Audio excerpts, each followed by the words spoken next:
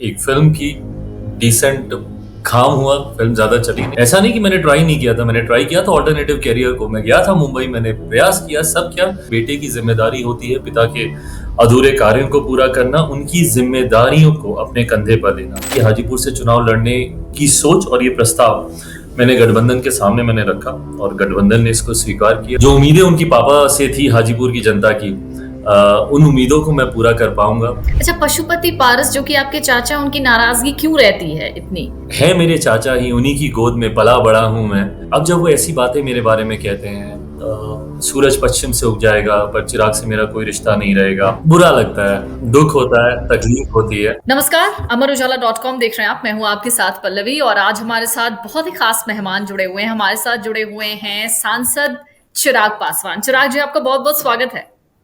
Thank you, thank you. तो चिराग के बारे में अगर आप बहुत ज्यादा नहीं जानते हैं और जितना भी जानते हैं वो काफी है, क्योंकि अक्सर वो मीडिया में छाए रहते हैं। अक्सर वो अपनी बातें ऐसी कह जाते हैं कि लोगों को उनमें रामविलास पासवान की छवि नजर आती है। अक्सर वो कुछ ऐसी बातें कह जाते हैं कि लोग कहते हैं कि भविष्य में एक राजनीति को एक अलग ही एंगल दे सकते हैं चिराग पासवान। तो आज उन्हीं से बहुत सारी बातें हम करने वाले हैं। और चिराग, सबसे पहले तो मेरा सवाल आपसे ये होगा कि इन दिनों आप बहुत ज्यादा बिजी हैं, बहुत ज्यादा एक्टिव हैं, लेकिन मैं कई जगह पे इस तरीके की भी खबरें पढ़ रही थी लगातार कि आप कोशिश कर रहे हैं कि नए चेहरों को भी और यंगस्टर्स को भी मौका दिया जाए जो वाकई राजनीति में कुछ करना चाहते हैं। और उसका एक बहुत खूबसूरत एग्जाम्पल है Shambhavi Chaudhary. Actually you are right Pallavi ji. मैं चाहता हूं कि यंग ब्रेन्स, यंग माइंड राजनीति में आए, खास तौर पे बिहार की राजनीति में आए। हम लोग कई और राज्यों में हम लोग देखते हैं काफी यंगस्टर्स पढ़े लिखे सामने आते हैं, अपनी बातों को रखते हैं, प्रदेश के लिए नई सोच लेकर आते हैं, नए विजन के साथ वो आते हैं, विच इज ट्रू ऑल्सो। मतलब यंगस्टर्स होते हैं, वो नया जोश होता है, न्यू एनर्जी होती है, फ्रेश आइडियाज होते हैं। So I wanted this in my state also. मैं चाहता था कि फ्रेश फेसेस आए। मैं खुद युवा हूँ, युवाओं की बात करता हूँ। मेरे सारे सोशल मीडिया प्लेटफॉर्म्स अगर आप देखिएगा तो सबके आगे मैंने यस, युवा बिहारी अपने नाम के आगे मैंने लिखा हुआ है। बल्कि एक बार प्रधानमंत्री जी ने भी मुझे युवा बिहारी कहकर संबोधित किया था। याद है मुझे। तो तो जब मैं युवा बिहारियों की जब मैं बात करता हूं तो ऐसे में जरूरी है इन युवाओं का बिहार की सक्रिय राजनीति से जुड़ना, जरूरी है इन लोगों का आगे आना। तो मैंने एक अपना एमवाई समीकरण तैयार करने का मैंने प्रयास किया, जहां मैंने महिलाओं को भी उचित रिप्रेजेंटेशन दिया। कुछ दिनों पहले ही एक विशेष सत्र बुलाकर हमारी केंद्र की सरकार ने नारी वंदन अधिनियम हम लोगों ने पारित किया, जिसके तहत 33% महिलाओं को आरक्षण की बात की। तो वहीं मेरे पास सीमित संख्या थी, मात्र 5 सीटों पर मैं चुनाव लड़ रहा हूं, पर उन 5 सीटों में से 2 सीटों पर मैंने महिला उम्मीदवार दिए। मैंने 4 सीटों पर युवा प्रत्याशी मैंने उतारे, यंग पढ़े लिखे लोग, ऐसे चेहरे जो कि जब भारत की संसद में जाकर जब बिहार का प्रतिनिधित्व करेंगे, बिहार के बारे में बात करेंगे, तो ये वो छवि है जो कि देश और दुनिया के सामने बिहार की जानी चाहिए। ना कि वो अपराध से जुड़ी हुई, भ्रष्टाचार से जुड़ी हुई, ये वो छवि है जो बिहार की जानी चाहिए। और इसी सोच के साथ मैंने यंग फेसेस को आगे लेकर आया। शांभवी चौधरी उनमें से बहुत प्रॉमिसिंग है। She comes from a political background herself and very very promising. मेरे जिला अध्यक्ष रह चुके राजेश वर्मा हैं, he is also a young talented boy. मेरे जीजा जी हैं अरुण भारती, वो जमुई से चुनाव लड़ रहे हैं, मेरी कर्मभूमि से। और मैं अपने आप को भी यंग ही मानना चाहूंगा, तो मैं भी बिल्कुल, हूँ आप उसमें। यंग ही हैं। यंग ही हैं आप। एग्जैक्टली। और अच्छा। अनुभव भी है इसमें। वीना देवी हैं जो कि दूसरी बार इस बार चुनाव लड़ेंगी और सांसद बनेंगी जी। हुँ। अच्छा चिराग, आपने जमुई का ज़िक्र किया। इस बार आप जमुई से चुनाव नहीं लड़ रहे हैं। क्या लगता है, बेसिकली वहाँ की, चूँकि वो आपकी सिटिंग सीट है और वहाँ के लोग आपको बहुत ज़्यादा पसंद करते हैं, लेकिन इस बार आप वहाँ से नहीं चुनाव लड़ रहे हैं, तो लगता नहीं है कि वहाँ के लोग आपको बहुत मिस करेंगे इस बार? मैं बहुत मिस करूंगा और इसी सोच के पीछे मतलब आप एलिगेशंस लगा सकते हैं कि परिवारवाद है तो अपने जीजा को टिकट दिया और ये किया फलाना ढिमकाना, but the fact is Jamui से मेरा एक सांसद या संसदीय क्षेत्र का रिश्ता नहीं रहा है। जमुई की जनता मेरा परिवार है। मैंने पिछले 10 साल वहां पर बेटा बनकर मैंने कार्य करने का मैंने वहां पर प्रयास किया। ऐसे में जब जमुई की जनता मेरी अपनी है तो मेरे अपनों के लिए मेरा कोई अपना ही उस भावना के साथ कार्य कर सकता था जिस भावना के साथ पिछले 10 सालों से जमुई में मैंने काम किया है। ऐसे में ये पार्टी ने, परिवार ने, सब ने मिलकर ये फैसला लिया कि अगर मैं नहीं तो मुझसे बेहतर कौन, और मुझसे बेहतर मेरी बहन से बेहतर कौन। मेरी बहन, मेरे जीजा जी, जो जो मुझे अच्छी तरीके से जानते हैं, जो उसी भावना के साथ जमुई में कार्य कर सकते हैं जिस भावना के साथ मैं पिछले 10 सालों से करता रहा, जिन योजनाओं को मैं लेकर गया, उनको आगे लेकर जा सकते हैं। कोई भी और होता तो संभवतः एक सांसद का नाता उनका जमुई से होता, बट यहाँ पर जैसे मैं बेटा बन के कार्य करता रहा, मुझे उम्मीद ही नहीं, पूरा विश्वास है कि अरुण भारती जी भी बेटा बन के और संभवतः मुझसे बेहतर बेटा बनकर अपने आप को साबित करेंगे। अच्छा, बड़ा अनएक्सपेक्टेड आंसर दिया है आपने, क्योंकि वाकई ये एक एलिगेशन जैसा ही होता है कि परिवारवाद राजनीति में, कि अपने को राजा का बेटा राजा बनेगा वाली जो स्थिति आजकल देखने को मिल जाती है, और अक्सर ऐसे आरोप लगते रहे। लेकिन इसका बहुत सधा हुआ और बहुत खूबसूरत आपने जवाब दिया है। वाकई ऐसे जवाब की मैं उम्मीद कर नहीं रही थी, लेकिन बहुत खूबसूरत जवाब था ये।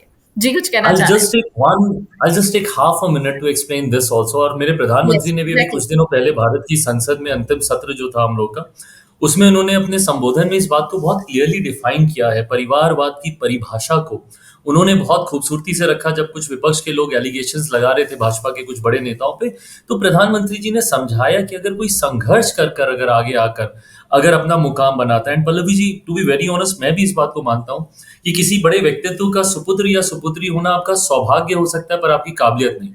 सौभाग्य से आपको एक मौका मिल सकता है, बट आपकी काबिलियत ही अंतोगत्वा आपको अपनी मंजिल तक लेकर जाएगी, आपको जीत दिलाएगी। एक छोटा सा उदाहरण, 2014 में मैं भी एज अ नेपो किड ही गया था, मुझ पे भी परिवारवाद के आरोप लगे थे। उस वक्त प्रधानमंत्री जी की इतनी लहर थी, मैं रामविलास पासवान जी का बेटा, सारी चीजें, बट महज में 85,000 वोटों से वहां से मैं चुनाव जीता। बट 2019 में मैं 2.5 लाख से ज्यादा मतों से मैं चुनाव जीता। तो इन 5 सालों में मैंने कहीं ना कहीं कार्य किया होगा जिसने विश्वास जनता के मेरे प्रति बढ़ाया होगा, और इसीलिए मेरा मार्जिन मोर देन डबल हुआ। तो I think everything eventually boils down to your potential, your capabilities. If you are capable enough, आप आगे जाएंगे। अगर आप नहीं, आपके अंदर वो काबिलियत, तो आप कितना भी हैवी वेट सरनेम आप लेकर आ जाएं, कुछ नहीं होने वाला। सो यस अच्छा, प्लीज। चिराग को कई लोग तब से जानते हैं जब वो अपनी पहली फिल्म मिले ना मिले हम से आए थे सबके सामने। कोई नहीं जानता उस फिल्म से पहले भी मुझे। डैशिंग थे, नहीं नहीं, पहले भी डैशिंग, आज भी डैशिंग। तो चिराग को तब से सब जानते हैं। तो चिराग, आप मॉडलिंग में थे, लेट नाइट पार्टी, सब कुछ जो एक यंगस्टर एंजॉय करता है अपनी लाइफ, एक वक्त में आपने वो बहुत कम देखा। उसके बाद आप अपने फादर रामविलास पासवान जी के साथ आ गए जब वो बहुत मुश्किल दौर में थे। फिर उसके बाद आपने उनकी राजनीति को बहुत सहेजा, उस विरासत को बहुत आगे तक अब आप लेकर आए हैं। जाहिर है बहुत अप्स एंड डाउन्स आपने इन दिनों देखे हैं, हमने भी बहुत सब कुछ देखा कि कितनी मुश्किलों से आप आगे बढ़े और अपने आप को सबके सामने इस वक्त स्टैब्लिश किया है। कितनी परेशानी हुई थी आपको वहां से लेकर यहाँ तक पहुंचने में? Well, life's been a complete roller coaster. अगर आप पिछले 1.5 दशक की अगर आप बात करें, 2009-10 के आसपास मैं मुंबई गया, जिसका आपने जिक्र किया। वहां पर एक फिल्म की, डिसेंट काम हुआ, फिल्म ज्यादा चली नहीं बट ठीक था। 2-4 साल और मेहनत करता, संभवतः कहीं ना कहीं हिंदी फिल्म इंडस्ट्री में कोई ना कोई मुकाम बना लेता। बट हाँ, हाँ, आपने राइटिंग छोड़ से, दिया शायद बाय विश, हाँ, आई थिंक। छोड़ दिया है, ज्यादा कुछ काम नहीं मिला। बट हाँ, मेहनत करता तो शायद कहीं ना कहीं पहुंच जाता। बट यस, वो एक ऐसा दौर था जब पापा एक्चुअली नीडेड मी। 2000 सॉरी, 2009 का चुनाव ऐसा था जहां पे पापा खुद चुनाव हार गए थे, पार्टी के सारे लोग चुनाव हार गए थे। तो 2009 से 2014 तक का समय पार्टी के लिए, पापा के लिए, it was a difficult time. And उस वक्त पापा की थोड़ी तबीयत भी ठीक नहीं थी, and that was the time when he wanted me to be around him. और मैं मुंबई छोड़कर वापस दिल्ली आया, और उन्होंने मैं मुझसे कहा कि मुझे कैंपेन करना होगा, जाना होगा बाकी जगहों पे, पार्टी की जिम्मेदारियों को थोड़ा थोड़ा लेना होगा। 2013 आते आते तक मेरे ऊपर पार्टी के संसदीय बोर्ड के अध्यक्ष की जिम्मेदारी दी गई। ये एक महत्वपूर्ण जिम्मेदारी थी जिसके माध्यम से मैं वो करवा पाया जो मैं करवाना चाहता था। मैं हमेशा से मोदी जी से बहुत ज़्यादा प्रभावित रहा, हमारे आज के मौजूदा प्रधानमंत्री आदरणीय नरेंद्र मोदी जी से, और उस वक़्त वो एनडीए के प्रत्याशी के तौर पर प्रोजेक्ट उनको किया गया था प्रधानमंत्री पद के लिए। मैं चाहता था कि भारतीय जनता पार्टी के साथ हम लोग का गठबंधन हो, उस वक़्त हम लोग यूपीए के साथ थे, राजद कांग्रेस के अलायंस में थे। Being the chairman of the central parliamentary board, उसका अध्यक्ष होने के नाते मेरे पास ये अथॉरिटी आई कि मैं पार्टी को कन्विंस कर सकूं ऑल्टरनेटिव अलायंस के बारे में सोचने के लिए। तो ये 2014 का जो पूरा फैसला हुआ, हम लोग एनडीए के साथ आए, और ये एक अच्छा फैसला, आने वाले दिनों में एक सफल फैसला पार्टी के लिए, गठबंधन के लिए भी साबित हुआ। 2014 से 2019 तक बहुत अच्छे से सारी चीजें रही। चुनाव हम लोगों ने साथ में लड़ा, दो दो चुनाव लड़े, दो दो चुनाव जीते। 2020 में then again I went on to a roller coaster ride when I lost my father. 2020 अक्टूबर में जब उनका निधन हुआ, ये वही समय था जब बिहार में विधानसभा के चुनाव शुरू हुए थे। एंड उस वक्त थोड़े से डिफरेंसेस की वजह से मैंने अकेले चुनाव लड़ा। बट उसके बाद जिस तरीके से पार्टी का प्रदर्शन रहा, जो जितना हम लोगों ने सोचा था वैसा नहीं हो पाया। जिस तरीके से परिवार में टूट हुई, पार्टी में टूट हुई, सो ये एक बहुत ज़्यादा कठिन समय था मेरे लिए, व्यक्तिगत तौर पर भी, राजनीतिक तौर पर भी। बट आज खुशी है, गर्व है कि अपने संघर्ष से पार्टी ने जिस तरीके से संयम रखा। I I believe in this कि patience is the key to success. आपको हम्म। धैर्य रखते हुए, संयम रखते हुए अपनी बारी का इंतजार करना जरूरी है, और तब तक उसके लिए मेहनत करते रहना जरूरी है, जो हम लोगों ने पिछले 2.5-3 साल तक निरंतरता में की। और गठबंधन ने उस मेहनत को देखा, उसे सम्मान दिया, और आज 5 सीटों पर हम लोग लड़ रहे हैं। मैं मानता हूँ 5 की 5 हम लोग जीतेंगे, और बिहार में 40 की 40 सीटें हम लोग जीतेंगे। बिल्कुल, और एक मिनिस्टर का बेटा होते हुए भी पूरा एक तरीके से स्ट्रगल करना और लाइफ को बहुत कम एज में हर पहलू लाइफ का देख लेना वाकई बहुत ज़्यादा डिफिकल्ट होता है, वो हम भी समझ सकते हैं चिराग। एक बहुत दिलचस्प सवाल आपसे ये कि आपने पहले से सोचा था कभी कि आप पॉलिटिक्स में आएंगे? I think may be yes, somewhere, मतलब अब देखिए, अब खून में है राजनीति, आप उससे शाही अभी आप नहीं कर सकते हैं। रगों में है, अब लोग लाख नेपोकेट बोल लें, कुछ बोल लें, बट हकीकत है मैंने और कुछ देखा ही नहीं ना। और हम जैसे जो नेताओं के बच्चे होते हैं, और कुछ देखा ही नहीं होता। अब मैं इसको कवर अप नहीं करूंगा ये कहकर कि वकील का बेटा वकील, डॉक्टर का बेटा doctor, but that is the fact, because आपका घर का एटमॉस्फेयर ऐसा होता है, आप अगल बगल यही होता हुआ देखते हैं, तो सबसे सहजता से आप वही चीज आप सीख पाते हैं। ऐसा नहीं कि मैंने ट्राई नहीं किया था, मैंने ट्राई किया था ऑल्टरनेटिव कैरियर को, मैं गया था मुंबई, मैंने प्रयास किया, सब किया, but it didn't work out because I didn't have that experience. मेरी 7 पुश्तों में किसी ने कैमरा फेस नहीं किया था एक्टिंग करने के लिए, तो मैं असहज था। और क्योंकि नेता का खून था रगों में, तो जब सेट पे भी जाता था तो वो मुझे रिटर्न डायलॉग्स देते थे, वो मुझसे याद ही नहीं होते थे, क्योंकि इम्प्रॉम्प्टू बोलने की इतनी आदत है। पापा को मैंने आज तक कभी पढ़ के भाषण देते हुए नहीं देखा, तो वो इम्प्रॉम्प्टू बोलने की आदत होती थी। तो अगर मेरा कोई 30 सेकंड का सीन होता था, तो मैं 2.5 मिनट तक मैं बोलता रह जाता था। So director used to get very annoyed. एक पन्ने का कोई सीन होता था, तो मैं उसको 5 पन्ने तक मैं उसके डायलॉग्स बोल जाता था। तो बाद में समझ में आया कि नहीं, राजनीति का बेटा हूँ, राजनीति रगों में है, इवेंचुअली जाना पॉलिटिक्स में ही। And even during my movie interviews भी अगर आप देखेंगे, तब भी मैं ये बोलता था कि eventually I get into politics, but I get into politics this soon. ये मैंने नहीं सोचा था कि इतनी जल्दी होगा, बहुत और कम एज, बहुत कम एज। यस, जी, एग्जैक्टली। और इतनी जल्दी इतना कुछ देखने को मिल जाएगा, ये नहीं सोचा था। अच्छा, हाजीपुर सीट पर क्या सोचते हैं आप? क्यों चुना आपने हाजीपुर? कोई खास वजह रही, कोई कनेक्शन, कुछ भी ऐसा जो आपको लगा हो कि नहीं, मैं मुझे हाजीपुर सूट करेगा? अ, मैं मानता हूँ कि मैं बहुत नाशुक्रा होता अगर मैं अपने पिता की जिम्मेदारियों को उनके जाने के बाद अपने कंधों पर नहीं लेता। मैं मानता हूँ, और जो हम लोग के संस्कार में भी सिखाया जाता है, कि एक बेटे की जिम्मेदारी होती है पिता के अधूरे कार्यों को पूरा करना, उनकी जिम्मेदारियों को अपने कंधे पर लेना। इसी सोच के साथ मेरे जहन में ये था कि अब क्योंकि मेरे पिता नहीं हैं, और हाजीपुर से वो लगाव रहा है शुरू से। Again I am repeating my self, but बचपन से यही देखा। सो जब से घर पे होता था, तो हाजीपुर के लोगों का आना जाना, कोई आकर मेरे गाल पकड़ता था, कोई कान पकड़ता था, कोई गोद में उठाता था। बीइंग अ किड उन सब की गोद में खेला, उन सब के साथ वो रिश्ता रहा, किसी को चाचा बुलाया, किसी को भैया बुलाया, तो वो रिश्ता रहा है। तो ऐसे में पापा के जाने के बाद, और पापा ने हमेशा हाजीपुर को अपनी माँ का दर्जा दिया, तो ऐसे में मैं मानता था कि ये बहुत बड़ी ज़िम्मेदारी है मेरे कंधों पर जिसको मुझे निभाना चाहिए।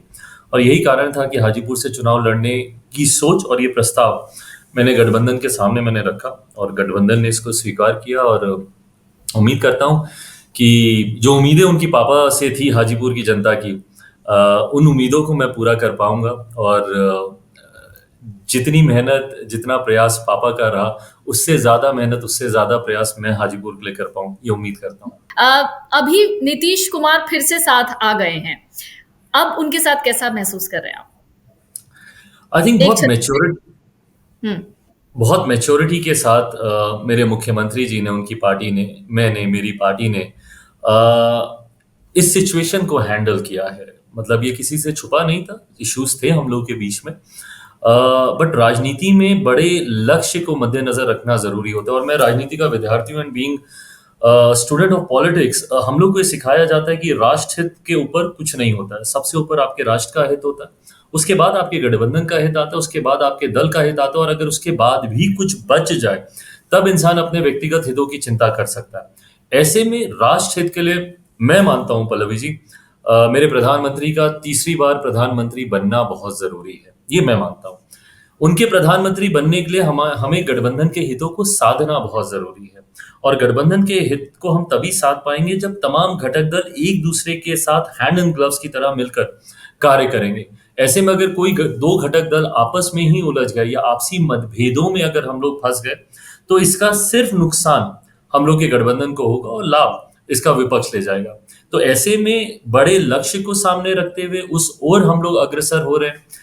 प्रधानमंत्री जी को सामने देखते हुए तमाम घटक दल एक साथ एक मंच पर आए हैं और पुनः प्रधानमंत्री जी को, पुनः नहीं तीसरी बार देश का प्रधानमंत्री बनाने के लिए हम सब लोग संकल्पित हैं।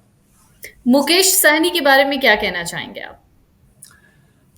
अच्छा कर रहे हैं, प्रयास कर रहे हैं। मुझे लगता है कि एक लंबे समय तक ये कयास लग रहा था कि संभवतः लोकसभा में किसी गठबंधन में उनको एकोमोडेट नहीं किया जा पाएगा, बट जिस तरीके से महागठबंधन का कल वो हिस्सा बने हैं, 3 सीटें दी गई हैं। I wish him all the very best. अच्छा है, अब चुनाव में है, हम दोनों आमने सामने हैं, वो भी प्रयास करेंगे, हम भी प्रयास करेंगे, अंतोगत्वा फैसला तो जनता को ही लेना है। एक आखिरी सवाल मेरा आपसे, प्रधानमंत्री मोदी जब भी मंच पर बोलते हैं, बिहार में खास तौर से, और आपके लिए बोलते हैं तो एक अलग ही कनेक्शन देखने को मिलता है। वो कभी आपको छोटा भाई बताते हैं, कभी आपके काम की बहुत सराहना करते हैं, तो उस वक्त आप कैसा महसूस करते हैं? वो रिश्ता है मेरा मेरे प्रधानमंत्री के साथ। इस रिश्ते का कई बार मजाक उड़ाया गया, कई बार मुझे कहा गया कि बड़ा अपने आप को हनुमान कहता था, क्या हुआ, मतलब बहुत सारी चीजें इस दौरान हुई। बट वो जो रिश्ता है, शायद मैं कभी शब्दों में मैं उसको बयां ही नहीं कर पाऊंगा। मेरे प्रधानमंत्री मेरे साथ तब मजबूती से खड़े रहे जब मेरे पास और कोई नहीं था। मेरे जीवन के सबसे कठिन दौर में, when my father was in hospital and my father, I've always seen him like a lion, शेर की तरह उनको मैंने दहाड़ते हुए देखा। उनको उस आईसीयू के कमरे में, बेड पे, दुनिया भर की तारें उनके आसपास, मशीनें आसपास। मेरे लिए वो बहुत सबसे डिफिकल्ट टाइम, कोई किसी शायद लोगों को लगता होगा पार्टी परिवार टूटना सबसे डिफिकल्ट था, बट वो मेरे लिए व्यक्तिगत तौर पर, मेरी माँ के लिए, फैमिली के लिए, that was the most difficult time. And उस वक्त मेरे प्रधानमंत्री मेरे साथ खड़े रहे। इमेजिन, देश का प्रधानमंत्री आपको डायरेक्टली आपके मोबाइल पे कॉल करते हैं, बिना वाया मीडिया के, बिना किसी को ये बोले हुए कि फोन लगा के मेरी बात करवा दो। आप जब फोन उठाते हैं तो उधर से प्रधानमंत्री जी की आवाज आपको सुनाई देती है। ये पर्सनल कनेक्ट मेरे प्रधानमंत्री ने मेरे साथ बनाया। ये बात भी बिल्कुल सही है कि ना मैंने इस रिश्ते का मैंने कभी राजनीतिक लाभ लेने का प्रयास किया, ना मेरे प्रधानमंत्री ने भी कभी व्यक्तिगत रिश्तों को राजनीति के साथ जोड़ने का की सोच उन्होंने कभी रखी। बट हाँ, गाहे बगाहे मेरे प्रधानमंत्री बहुत कम एक्सप्रेस करते हैं, बट गाहे बगाहे मैं उन खुशनसीबों में से हूँ जिनके सामने प्रधानमंत्री ने एक्सप्रेस किया। जिस तरीके से मुझे एनडीए के 25 साल होने पर उस बैठक में मुझे गले लगाया, या अभी तक मैं हनुमान था, बट जमुई की रैली के बाद जिस तरीके से उन्होंने मुझे अपना छोटा भाई बनाया, मेरे लिए बहुत बड़ी बात है, बहुत बड़ी बात है। देश का प्रधानमंत्री अगर आपको इतना आपके ऊपर इतना विश्वास रख रहे हैं और इतना स्नेह दे रहे हैं, तो मेरे लिए बहुत बड़ी बात है। अच्छा, पशुपति पारस जो कि आपके चाचा, उनकी नाराजगी क्यों रहती है इतनी? अक्सर हमने नोटिस भी किया है, जब आपका जिक्र होता है सॉरी, वो थोड़ा सा, नाराज हो जाते हैं। हाँ, ऐसा क्यों? नाराज हो आपको जाते क्या हैं। लगता है? खून आपको आई हैव कैसा नो लगता है? आइडिया। क्यों लगता है? नहीं बता। चलिए, कोई नहीं। जी, जी, बुरा जी, जी, लगता है, आप कुछ दुःख कहना चाह होता रहे है, हैं? तकलीफ होती जी। है। हुँ, हुँ। तकलीफ होती है मेरे चाचा ही, उन्हीं की गोद में पला-बड़ा हूँ मैं। और अब जब वो ऐसी बातें मेरे बारे में कहते हैं, सूरज पश्चिम से उग जाएगा, पर चिराग से मेरा कोई रिश्ता नहीं रहेगा। जब कोई उनसे परिवार को एक करने का सवाल पूछता है, तो उनका जवाब आता है नेवर, नेवर, नेवर। ये तमाम बातें तकलीफ देती हैं। मैं उनका खून नहीं हूँ, ये बात कहना, ये बातें तकलीफ देती हैं। मेरी माँ जो उनकी भाभी थी हमेशा, आज वो चिराग की माँ बन गईं, चिराग की माँ कह के उनको संबोधित करते हैं। ये तमाम बातें तकलीफ देती हैं, बट मुझे नहीं पता कि फ्रॉम वेयर इट ऑल, मतलब शुरू कहाँ से हुई ये सारी बातें। ये मुझे आज तक कभी समझ में ही नहीं आया और क्यों हुआ ये। मैं इतना ज़रूर मानता हूँ कि अगर मैं उनका अपना सगा बेटा होता, तो क्या तब भी वो मेरे साथ ऐसा ही करते? अगर मैं उनका अपना बेटा होता, मैं भले लाख गलत था, हो सकता है संभवतः मुझसे गलतियाँ हुई होंगी, कुछ भी होता। मैं आपका बेटा था ना, आप मेरे कान पकड़ते, मुझे डाँटते, 2 थप्पड़ लगाते थे, बैठाते, समझाते। पर इस तरीके से मुझे सड़क पर छोड़ देना, और लिटरली सड़क पर छोड़ देना, मेरा सामान सड़क पर फेंक दिया गया था, मुझे मेरे परिवार से, मेरी ही पार्टी से निकाल कर बाहर फेंक दिया गया था। मुझे नहीं समझ में आया कि मैंने इतना क्या गलत किया कि आपने मेरे साथ ये सब चीज़ें की। अगर मैं आपका बेटा होता, एक बार अगर आप दिल से मुझे अपना बड़ा बेटा मान लेते, तो मुझे लगता है ये सारी समस्याएँ आती ही नहीं। बट मुझे कभी दिल से बड़ा बेटा माना ही नहीं गया। बट ठीक है, हैविंग सेड दैट, अब गंगा में से बहुत पानी बह गया। मैं बहुत आगे निकल गया हूँ इन सब चीज़ों से। तकलीफ होती है, बट वो दिल के किसी एक हिस्से में है। बट अब काम पे ध्यान, पार्टी को आगे बढ़ाना, प्रधानमंत्री जी को तीसरी बार प्रधानमंत्री बनाना, अब इसी लक्ष्य के साथ हम लोग आगे बढ़ रहे हैं। बहुत-बहुत शुक्रिया चिराग, आपका बहुत-बहुत शुक्रिया अपना कीमती वक़्त देने के लिए। Thank you. Thank you. अगर आप ये वीडियो YouTube पर देख रहे हैं तो हमारे चैनल को सब्सक्राइब करें और बेल आइकन को दबाना ना भूलें। अगर आप Facebook पर ये वीडियो देख रहे हैं तो हमारे पेज को लाइक करें।